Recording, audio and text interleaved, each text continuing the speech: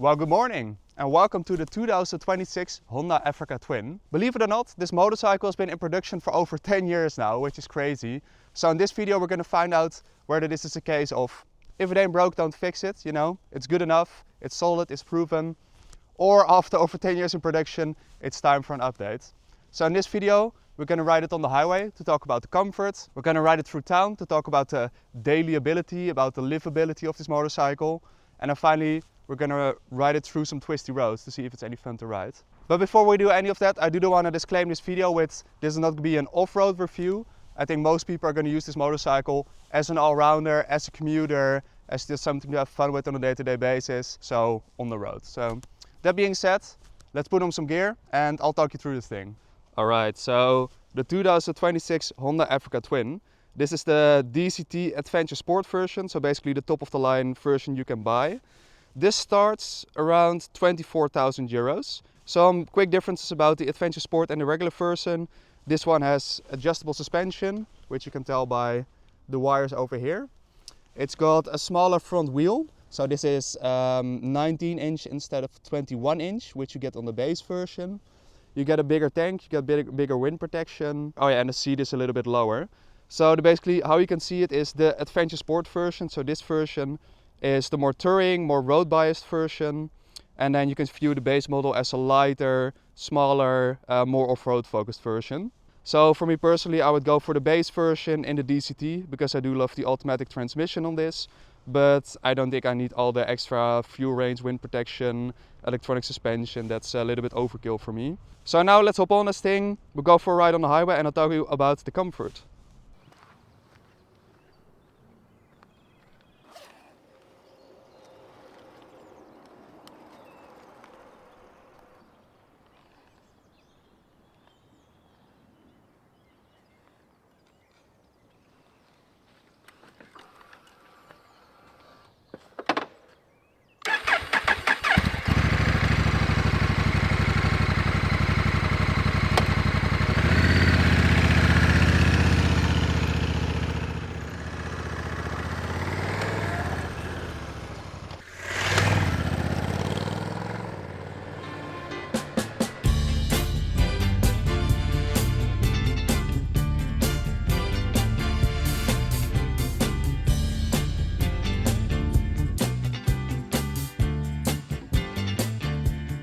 So entering the highway, this being an 1100cc parallel twin with a bunch of torque and an automatic transmission. As you might be able to guess, getting into traffic, overtaking people is so easy. The comfort is absolutely amazing.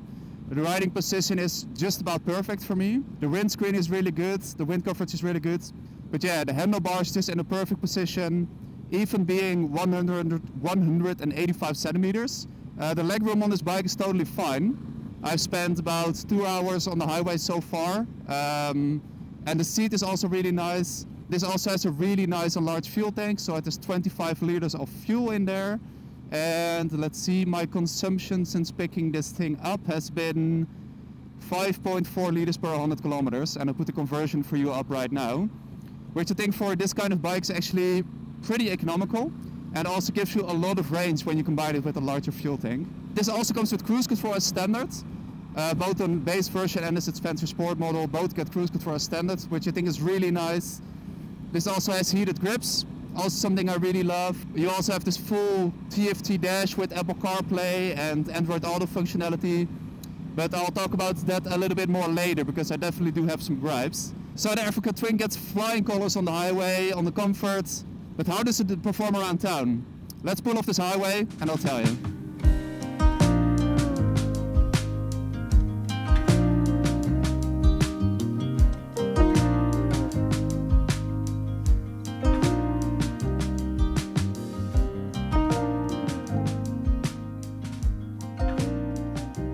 So yeah, this is Naardenvesting, one of the most beautiful towns in the Netherlands. But I figured this would be the perfect opportunity to talk about low-speed riding, the daily ability, the round-town riding of this Africa Twin. Honestly, in short, for a full-size adventure bike, this thing is just fantastic. Full-size adventure bikes around town can be quite intimidating because, you know, they generally have quite high seat heights. They're pretty top-heavy. They're really big, like physically. But this thing, with its reduced seat height, its 19-inch front wheel, it's just really unintimidating to ride. A big part of it also comes down to the fact that this has the DCT, so the dual clutch transmission from Honda. So basically it's an automatic. So around town you don't have to shift any of your gears, the bike does that for you. For what it is, for a full-size adventure bike, I honestly almost have no complaints. Like, it's basically as good as I could imagine it being. Small little niggles, well, when you put your foot down, at least for me, the foot pegs are in the way of your legs.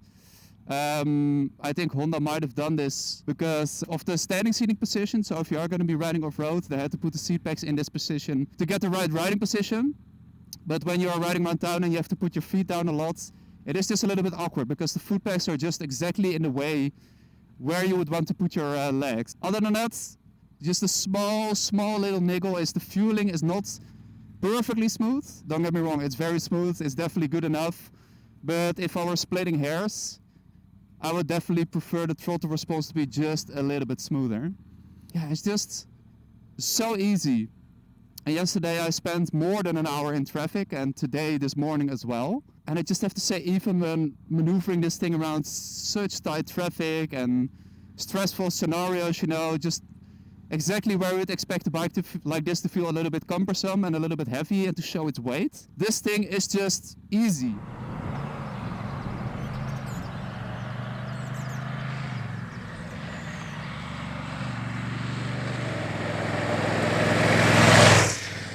Quick question for you, which is a little bit less nice. Has your bike ever been stolen? Unfortunately mine has, and I can tell you it's not an experience I would wish on anyone, not something I would want to repeat. But this is why I'm really grateful for today's video sponsor, which is MoniMoto. So MoniMoto makes GPS trackers, you can put them in anything. I personally use it for motorcycles and for my actual car. So basically the way it works is you have this little unit, this is the tracker itself. It's really small, really easy to put in your motorcycle. You can use some zip ties or do like I did, I have some double-sided tape. And then the second component is this. This is a small little key fob, so you put this on your keychain. And basically how it works is when these two are together, the tracking unit knows you're the one riding or moving the bike. But once these are separated, so when you're, I don't know, up in your office at work or your bike is downstairs and you're working in the garden or something, it knows that you're not at the bike. And when the unit detects movement then, you get a call on your cell phone. Nice thing about MoniMoto is they use LTE-M technology. Sounds fancy, but what does it mean in practice? Well, you get better coverage when you're parking your motorcycle downstairs in a basement, for example, or in any building. So yeah, really useful for bikes which we like to store indoors. You get longer battery life, so this battery lasts up to 12 months. And it's also better for handing off your position from telephone to telephone pole. So when your bike gets stolen, you know that the tracking is going to be accurate, it's going to update very well. If you are interested, I have a discount code, it's RIC10, so you get 10% off purchase with MoniMoto. I'll link that down in the description as well. Yeah, that's basically it. Let's get on with the regularly scheduled content and enjoy this beautiful weather. When I picked this thing up, the heated grips were on. And it was quite warm, so I was like, okay, I want to turn them off. How would you reckon you turn off your heated grips? You think maybe there's a button for the heated grips, or you have to go through the menu, so you go up and down. Well, no, up and down is changing the riding mode, and it also takes a second. No. Up here you have a function button, and the function button is all for all your accessories. So when I press this, up here it brings up your accessories, so heated grips, fog light, daytime running lights, fog lights, and the volume for your Bluetooth headset. So, go to heated grips. What do you think? Press up, press down, press left, press right. Oh, no, right. Oh no, then you scroll through this menu. So we bring this up again. What do you think?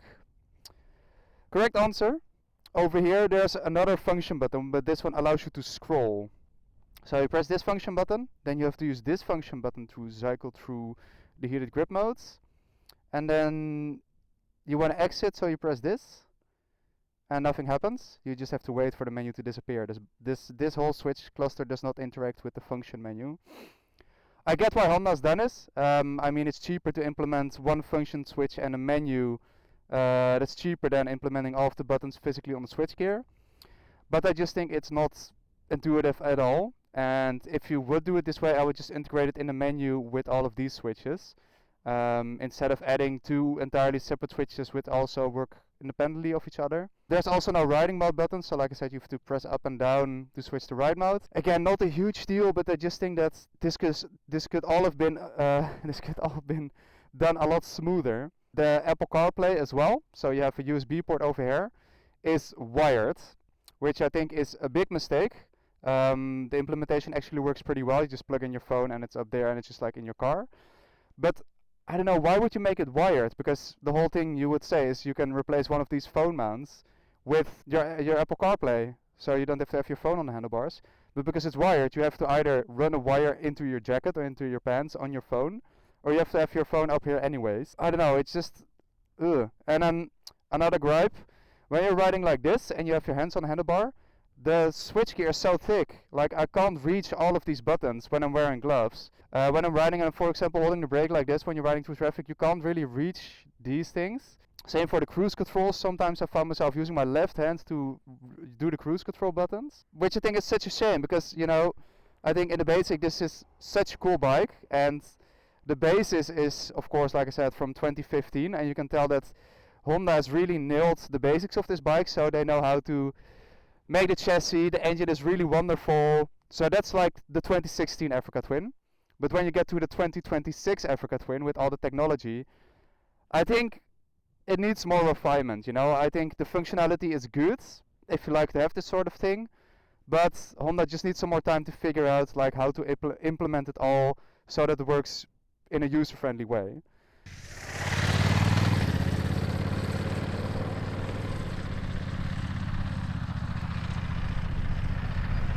Alright, so what is the Africa Twin like on a twisty road?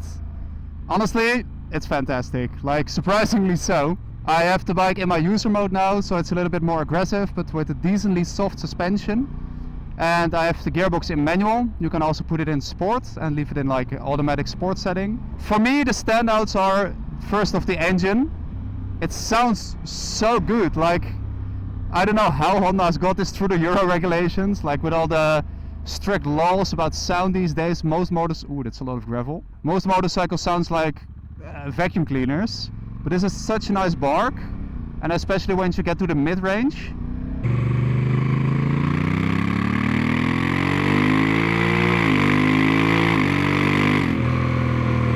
Yeah, the induction noise is really, really nice.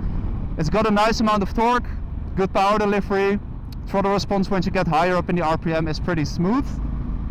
And it's just a nice and playful engine, you know. It's got the right amount of power. It's got enough torque to keep you entertained, but it's not too fast that you lose your license immediately. So yeah, the engine is honestly fantastic. A lot of fun, a lot of character. So important for a bike. Second standout for me, the suspension. And adding to that, the 19-inch front rim. So you might be thinking, why would you want a 19-inch front rim on an adventure bike? Well, since it's the more road-focused variant, it works really well because it's smaller, you get more immediate turn in, you know, it's more responsive. And with that electronically adjustable suspension, it just works so well. It hides its weight so well. You know, it did it around town, but it also does it all here on the twisty roads. Honestly, it's been so good at hiding its weight that when I get off and I have to push this, I'm like, oh crap, yeah, this is a heavy bike. But when you're riding it, honestly, you never really notice the weight, and I think that's the biggest compliment I can give it. Downsides on a twisty road? I honestly really can't think of it. Like for the money and for the segment this is in, I think Honda has done really well here. So yeah, this makes up for a lot of the practical, screeny, buttony annoyances I talked about a second ago. Because, you know, it's easy for a motorcycle to be practical, you know, there's a lot of motorcycles that can be practical. So you want something a little bit more, you know, you want it to be fun as well. And when a motorcycle is fun and it makes you smile, it's easy to forgive some of those little flaws. So yeah, Africa Twin on a twisty road gets a huge thumbs up from me.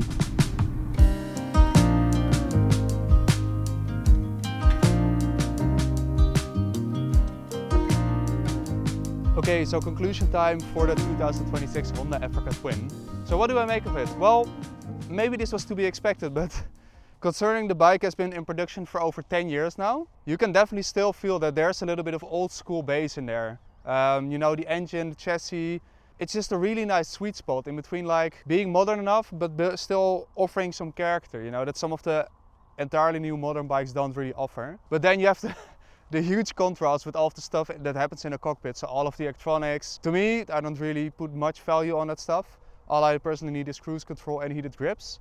And I do just think that the execution could be a little bit better. If you are into that kind of stuff, into the tech, it's great of course. But yeah, it's just not for me. That being said, I can totally understand why this is such a good selling motorcycle, where you see so many of them around, and why Honda continues to build it even after 11 years, you know, that's so crazy. Because it's just a really nice, solid overall package. And yeah, I think I'll leave it there. I want to thank you very much for watching, and I'll see you in the next one.